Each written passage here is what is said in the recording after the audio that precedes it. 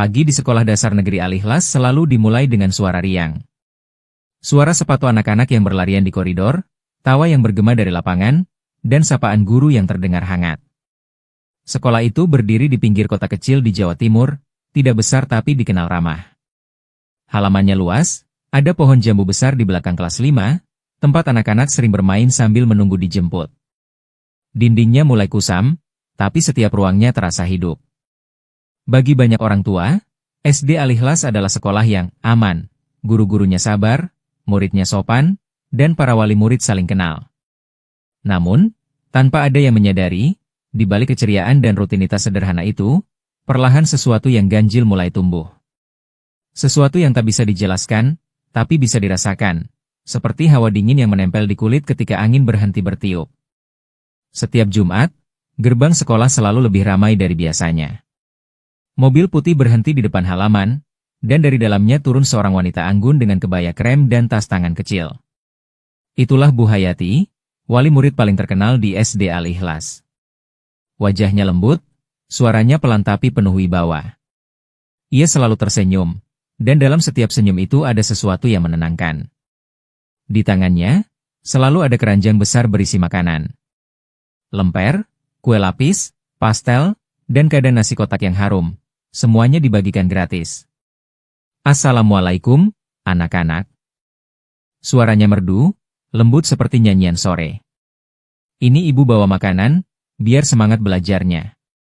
Jangan lupa doa dulu sebelum makan, ya? Anak-anak bersorak gembira. Mereka tahu setiap kali Bu Hayati datang, artinya jam istirahat akan lebih seru dari biasanya. Guru-guru pun memuji. Masya Allah, Bu Hayati dermawan sekali, ujar Bu Siti, wali kelas 2. Tidak banyak orang sebaik ibu di zaman sekarang. Bu Hayati hanya tersenyum, menunduk sedikit, menolak sanjungan itu dengan sopan. Tapi di balik matanya yang teduh, ada sesuatu, sekilas seperti bayangan halus, dingin, menempel di tatapannya. Zahra, anak sematawayang Bu Hayati, duduk di kelas 4. Ia cantik, pendiam, dan sangat sopan. Nilainya selalu bagus, dan para guru menyayanginya. Namun ada sesuatu yang berbeda dari Zahra, caranya bicara terlalu tenang untuk anak seusianya, dan tatapannya kadang terlalu dalam, seperti orang dewasa yang menyimpan rahasia besar. Ketika teman-temannya berlari dan bermain lompat tali di halaman, Zahra sering duduk sendirian di bangku dekat pohon jambu. Ia menatap langit atau mengamati daun yang jatuh. Kadang ia bergumam pelan, seperti sedang berbicara pada seseorang yang tak terlihat. Ibu bilang nanti malam mau masak lagi. Katanya, kalau aku bantu, teman-temanku bakal suka makanannya. Ia tersenyum kecil, menatap kosong ke udara. Anak-anak lain tak peduli. Mereka sudah terbiasa melihat Zahra seperti itu. Tapi bagi seorang guru baru yang datang beberapa minggu kemudian, pemandangan itu akan menjadi hal pertama yang menimbulkan pertanyaan. Namanya Pak Juri. Pria berumur 30-an, sederhana tapi rapi. Wajahnya bersih, suaranya tenang. Ia mengenakan kemeja putih polos dan celana kain, membawa map lusuh berisi catatan mengajar. Pak Juri baru saja diterima sebagai guru honorer di SD Al-Ikhlas. Ia pindah dari pesantren tempat ia mengabdi bertahun-tahun. Dulu ia adalah santri dari seorang kiai karismatik bernama Kiai Romli, yang terkenal dengan kemampuannya melawan praktik ilmu hitam. Pengalaman itu membuatnya memiliki sesuatu yang tak dimiliki guru lain, kepekaan terhadap dunia yang tidak tampak. Hari pertama mengajar, Pak Juri sudah merasa ada yang aneh. Bukan pada murid-muridnya, tapi pada udara di sekitar sekolah itu. Seolah ada lapisan dingin yang menempel di balik dinding. Dan setiap kali ia melewati koridor kelas 4, tempat Zahra belajar, bulu kuduknya selalu meremang tanpa alasan. Beberapa hari kemudian, ketika jam pelajaran selesai, Bu Hayati datang lagi membawa makanan. Saat itu udara sedang panas, tapi Pak Juri yang duduk di kantor guru merasakan angin dingin tiba-tiba menyusup masuk. Bau melati layu bercampur asap dupa terasa samar, membuat tengkuknya kaku. Ia melongok keluar jendela. Bu Hayati sedang berdiri di halaman, membagikan kue ke anak-anak. Gerakannya lembut, tapi di belakang tubuhnya, hanya sekejap, sebelum hilang, ada bayangan tipis berwarna hitam yang seolah mengikuti setiap langkahnya. Pak Juri mengerutkan kening. Bau apa ini? Gumamnya lirih. Bu Siti di sebelahnya menjawab santai. Oh, mungkin parfum Bu Hayati. Memang agak menyengat ya, tapi harum. Pak Juri tidak menjawab. Hatinya mulai tidak tenang. Ia tahu betul aroma itu bukan parfum, itu aroma ritual. Dari semua anak di sekolah, Aldi paling bersemangat kalau Bu Hayati datang. Tubuhnya kecil, lincah, rambutnya jarang disisir. Ia selalu duduk di barisan depan, menunggu kapan Ibu Zahra datang membawa makanan. Zahra, ibumu hebat ya. Selalu bawa jajan enak, katanya riang sambil melompat-lompat. Zahra hanya menatapnya, lalu tersenyum kecil. Ibu memang suka bikin orang senang. Setelah mendapat makanan, Aldi selalu makan cepat-cepat. Tapi belakangan, beberapa guru mulai memperhatikan sesuatu. Setiap kali Bu Hayati datang, selalu ada 1 atau 2 anak yang absen beberapa hari setelahnya. Awalnya dianggap kebetulan, sakit flu, demam, atau kecapean. Tapi setelah 3 kejadian berturut-turut, mulai ada bisik-bisik pelan di kalangan orang tua. Suatu sore, saat para murid sudah pulang, 2 guru perempuan duduk di kantor sambil membicarakan sesuatu. Setahun yang lalu kamu ingat tidak, anak kelas 2 itu yang tiba-tiba sakit lalu meninggal, bisik Bu Siti. Ingat yang katanya cuma sakit panas itu ya? Iya, tapi dokter bilang aneh, gak ada sebab jelas. Ibunya sampai pingsan. Mereka terdiam lama. Lalu satu dari mereka berbisik. Kau sadar gak, tiap Bu Hayati datang, selalu ada aja yang sakit setelahnya? Bu Siti cepat-cepat menutup mulut temannya. Hus, jangan ngomong sembarangan. Ibu itu dermawan, banyak bantu sekolah ini. Dosa ngomong begitu. Percakapan berhenti. Tapi setelah hari itu, suasana di ruang guru tak pernah sama. Setiap kali Bu Hayati datang, mereka tetap tersenyum, tapi entah kenapa, ada perasaan tidak nyaman yang sulit dijelaskan. Sore itu, langit mendung. Anak-anak mulai dijemput satu persatu. Pak Juri berdiri di serambi kelas 4, memandangi halaman yang mulai sepi. Zahra masih duduk di bangkunya, menunggu ibunya. Di luar pagar, mobil putih berhenti. Dari dalam, Bu Hayati keluar membawa keranjang besar. Pak Juri memperhatikan langkah wanita itu. Ia berjalan anggun, tapi bayangannya di tanah tidak bergerak sesuai langkahnya. Bayangan itu lebih tinggi, lebih besar, dan seperti berasap di ujungnya. Ketika Bu Hayati menatap ke arahnya, bayangan itu hilang seketika. Ia tersenyum hangat seperti biasa. Pak Guru baru ya? Saya ibunya Zahra. Pak Juri membalas dengan sopan. Iya, Bu. Anak ibu pintar sekali di kelas. Alhamdulillah, ucap Bu Hayati pelan, senyumnya semakin lebar. Namun ketika ia menunduk menata makanan di keranjangnya, mata Pak Juri menangkap kilatan aneh di permukaan nasi kotak, seperti cahaya merah kecil yang bergerak di dalamnya. Dan sore itu, tanpa ada yang tahu, aroma melati layu kembali memenuhi sekolah. Terlalu harum untuk wangi biasa, terlalu lama untuk sekadar kebetulan. Udara menjadi dingin. Langit seperti lebih gelap dari seharusnya.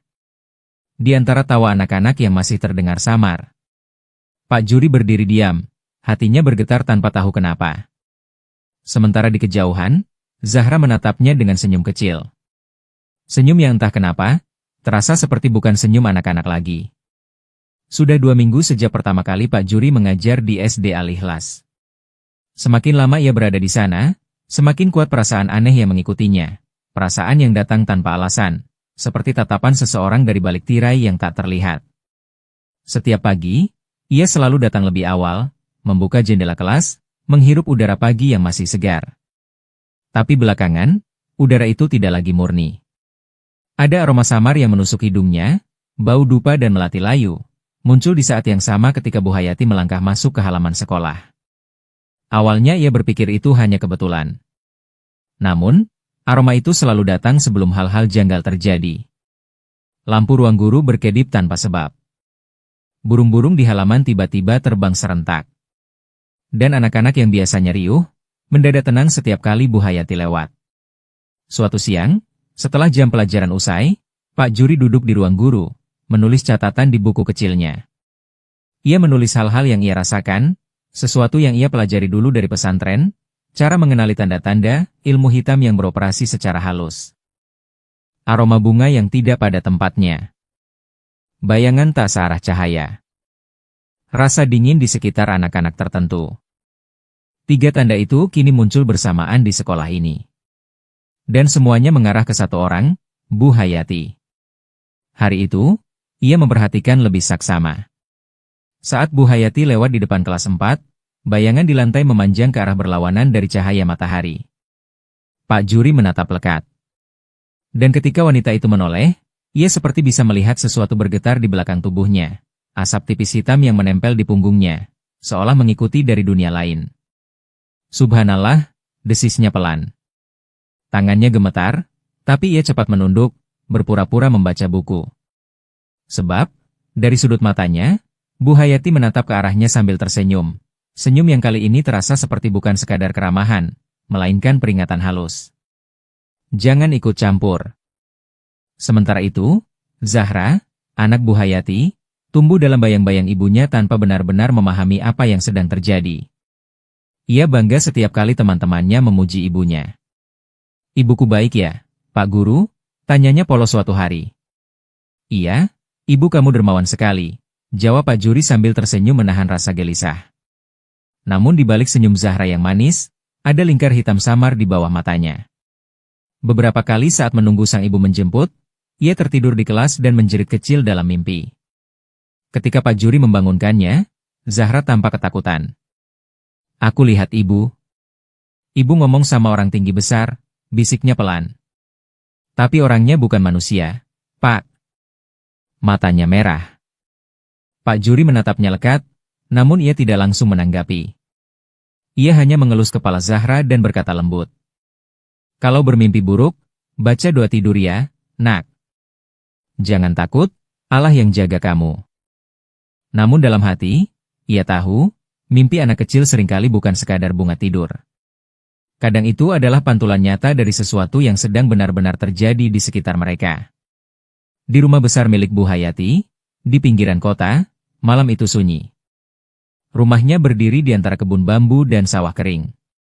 Dari luar, tampak megah dan terang, tapi di belakang rumah, ada sebuah ruang kecil yang selalu terkunci, bahkan dari pembantu sekalipun. Di sanalah malam itu Bu Hayati duduk bersila, mengenakan kain hitam panjang. 2 batang dupa menyala di depan cermin besar.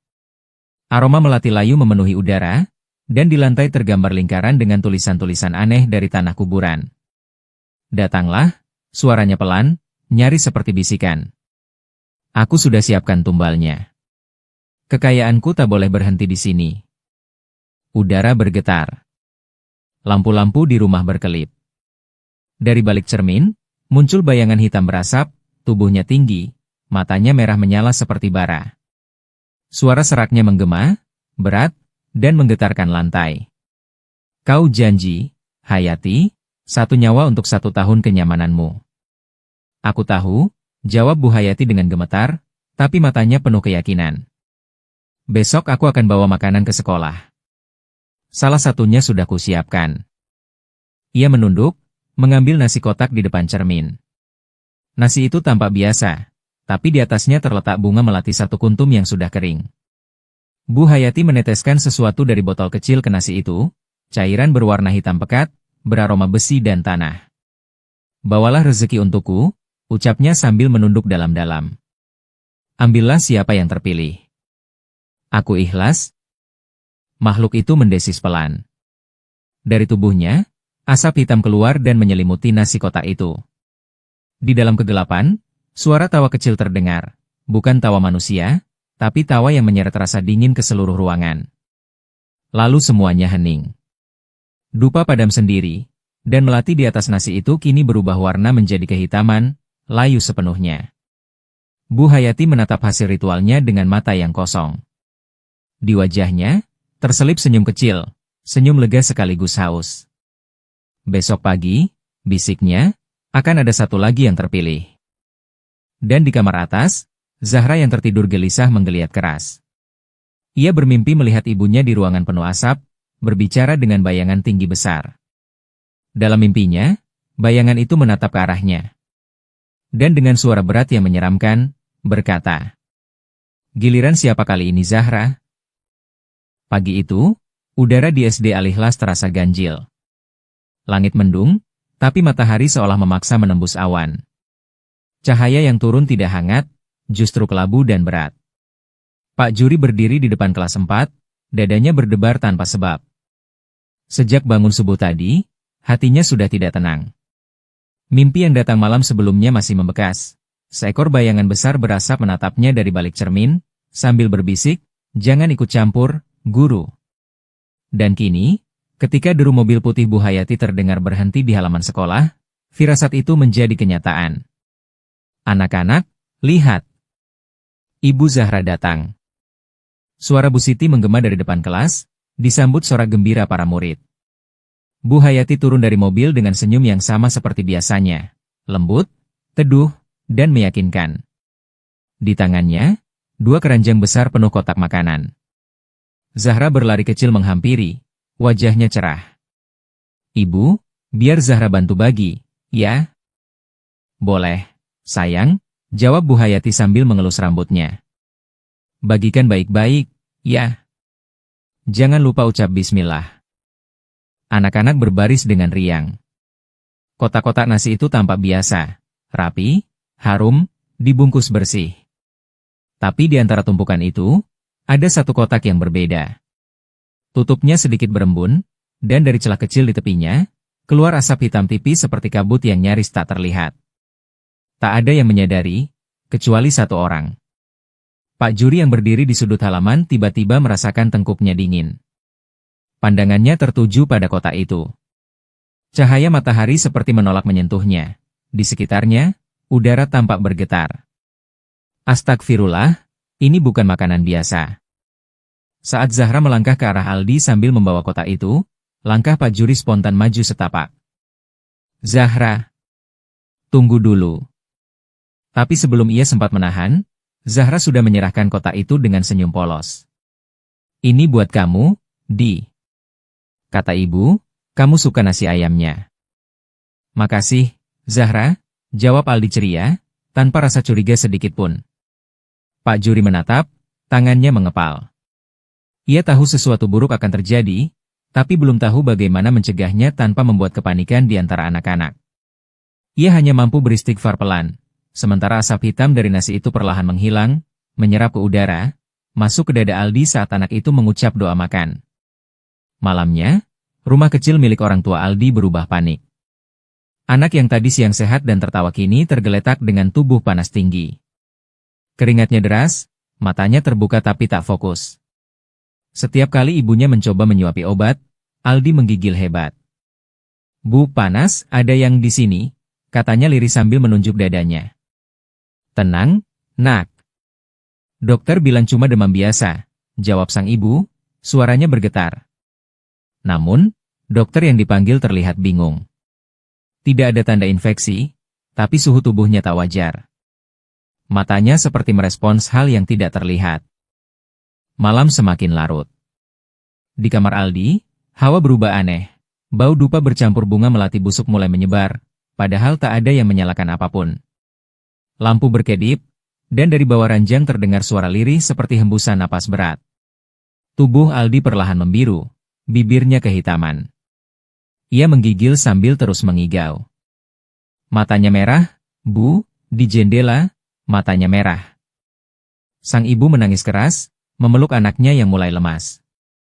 Di luar rumah, seekor burung gagak hitam melintas rendah, memecah kesunyian malam. Sore itu, langit mulai gelap sebelum waktunya. Angin berembus pelan tapi dingin menusuk tulang. Pak Juri melangkah cepat di jalan tanah menuju rumah Aldi, menenteng tas kecil berisi perlengkapan doa dan kayu jati yang dibungkus kain putih. Setiap langkah terasa berat, seolah ada sesuatu yang mencoba menahannya. Langit di atas tampak menggulung, hitam pekat seperti ada badai yang tidak terlihat. Di teras rumah sederhana itu, terdengar isak tangis. Ibu Aldi duduk memeluk sajadah, wajahnya sembab.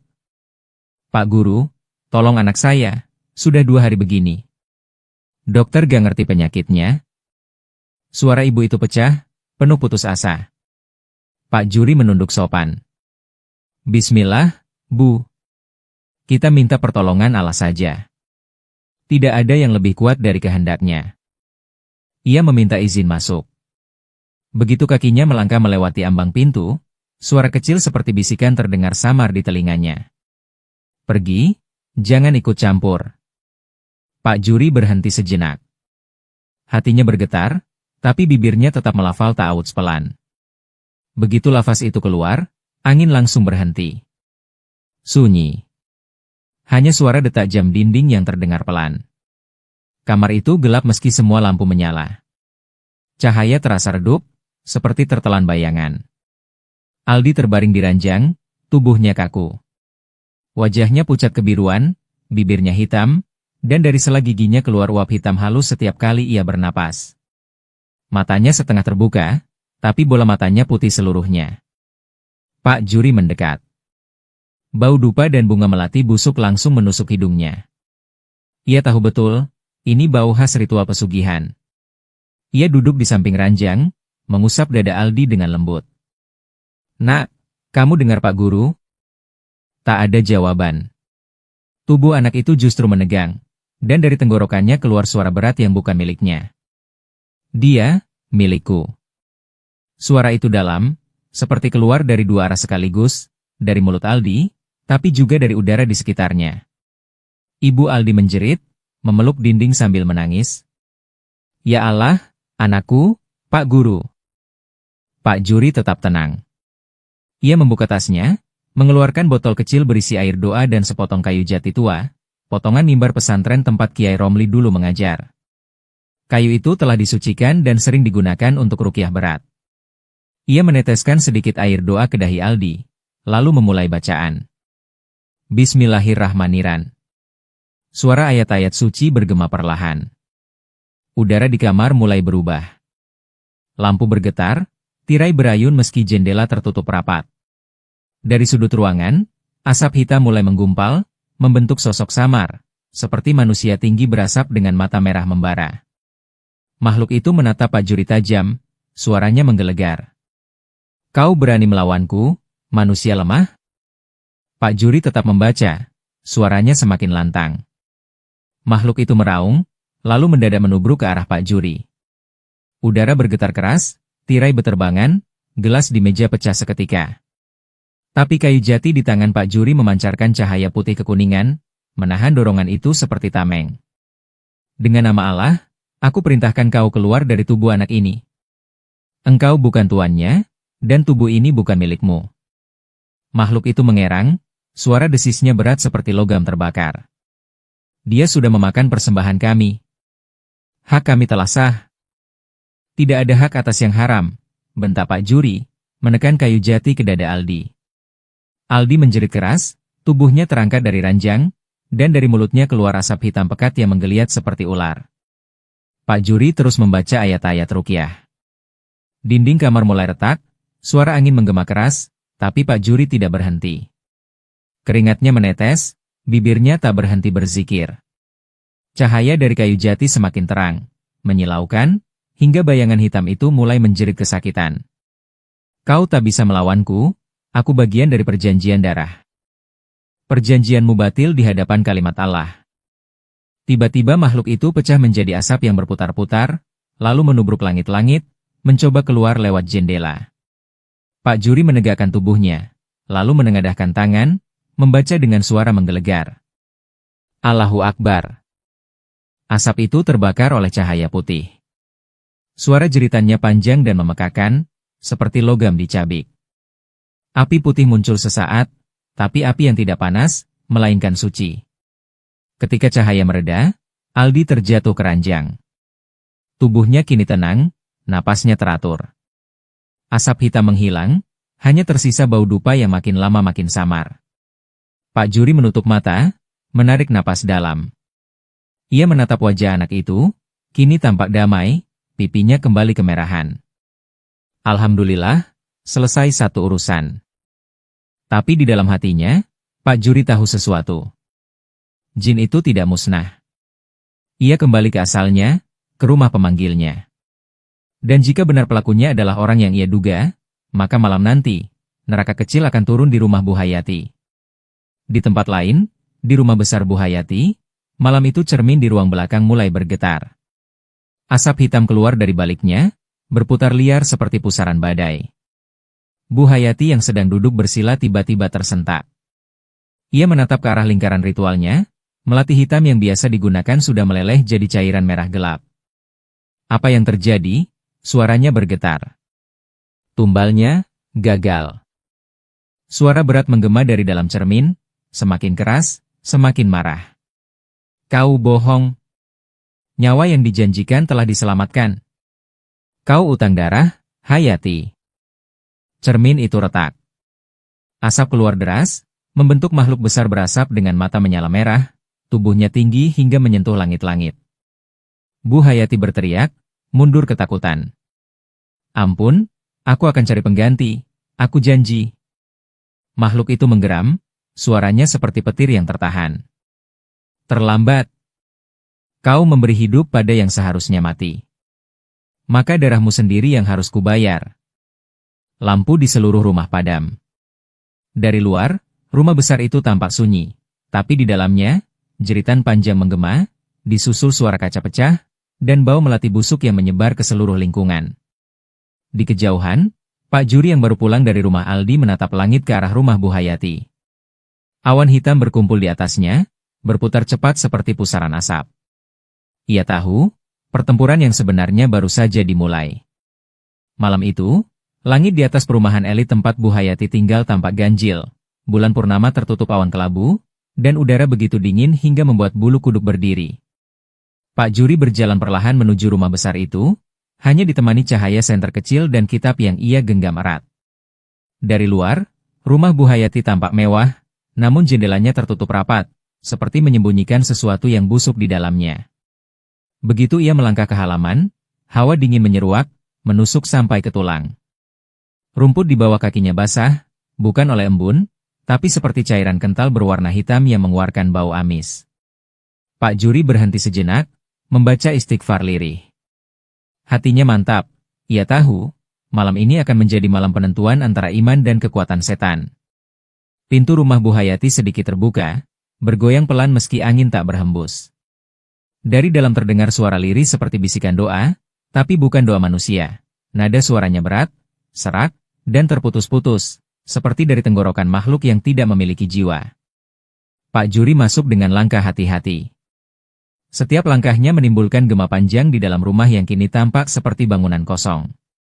Dinding penuh dengan noda hitam yang seperti terbakar, dan aroma dupa bercampur darah memenuhi udara. Bu Hayati, panggil Pak Juri lirih. Tak ada jawaban. Tapi dari arah ruang belakang, tempat yang disebut-sebut warga sebagai ruang ritual, terdengar suara berat, seperti desahan marah dari sesuatu yang sangat besar. Ia berjalan mendekat. Semakin dekat, suhu ruangan turun drastis. Nafasnya keluar seperti uap. Lalu ketika pintu ruang belakang terbuka, napasnya tercekat. Di dalam ruang ritual, Bu Hayati tampak melayang beberapa sentimeter di atas lantai. Matanya terbuka lebar, bola matanya berubah merah pekat seperti bara api. Dari mulutnya keluar suara berat dan tawa yang bukan miliknya. Di sekelilingnya terdapat lingkaran darah yang sudah mengering, lilin-lilin hitam menyala dengan api biru, dan patung kecil berbentuk bayi tertutup kain merah di tengahnya. Bu Hayati, ucap Pak Juri dengan nada tenang namun tegas. Tinggalkan jalan ini. Tobatlah, sebelum semua terlambat. Tubuh Bu Hayati mendengus keras. Suaranya menggema dengan dua lapisan suara, suara perempuan dan makhluk yang menungganginya. Dia milikku, tubuh ini, sudah menjadi tempatku. Dari tubuhnya keluar asap hitam, membentuk siluet makhluk besar dengan tanduk dan mata menyala merah. Wajahnya menyerupai manusia tapi rahangnya panjang, giginya tajam berlumur darah. Makhluk itu menatap Pak Juri dengan kebencian murni. Pak Juri menancapkan tongkat kayu doa di lantai, lalu mulai melantunkan ayat suci dengan suara mantap dan dalam. Ruangan bergetar hebat. Lilin-lilin padam satu persatu, tapi di tengah kegelapan muncul cahaya putih dari tongkatnya. Makhluk pesugihan meraung keras. Asap hitam berputar-putar, mencoba menelan cahaya itu, Tapi ayat-ayat suci membuatnya mundur dan menjerit kesakitan. "Berhenti!" teriak makhluk itu, suaranya menggelegar hingga kaca jendela retak. Namun Pak Juri tidak berhenti. Ia terus membaca, keringat mengucur deras di pelipisnya, tubuhnya bergetar hebat menahan tekanan spiritual yang luar biasa. Setiap kalimat doa seperti pisau tajam yang menusuk jantung makhluk itu. Lantai rumah retak, api biru meledak dari simbol darah di bawah Bu Hayati, dan bayangan pesugihan menjerit lebih keras lagi, hingga dari tubuh Bu Hayati keluar semburan asap hitam tebal, menguap ke udara dan terbakar oleh cahaya doa. Tubuh Bu Hayati jatuh menghantam lantai. Ia menggigil hebat, matanya kembali hitam normal namun penuh air mata. Separuh tubuhnya gosong, kulitnya retak seperti terbakar dari dalam. Pak Juri segera mendekat, menutupi tubuhnya dengan kain, tapi Bu Hayati menahan tangannya, menatap lemah. Dengan suara serak, ia berbisik. "Zahra, jangan teruskan, tolong hentikan." Matanya menatap kosong ke langit-langit, lalu helaan napas terakhir keluar perlahan.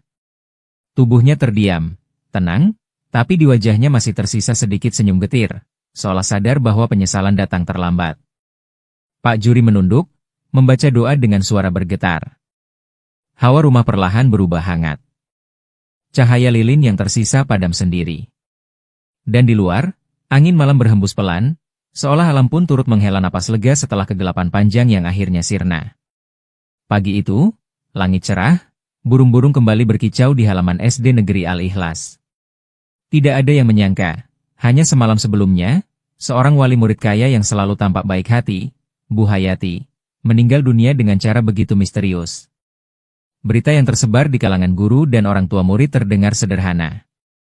Katanya, Bu Hayati meninggal karena serangan jantung.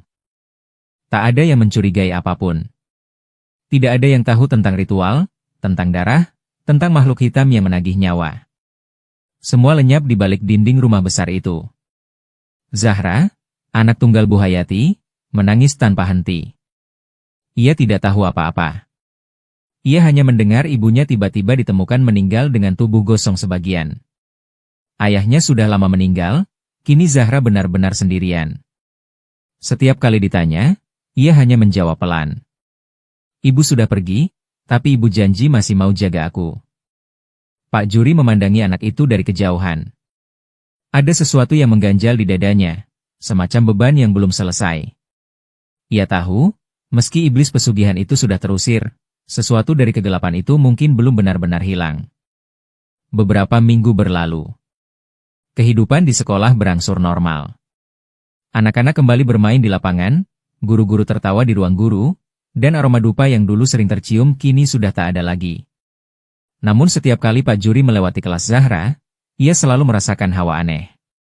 Seperti ada yang memperhatikan dari sudut ruangan, seperti ada bayangan yang menempel di punggung anak itu. Zahra tampak pendiam, jauh lebih diam dari sebelumnya.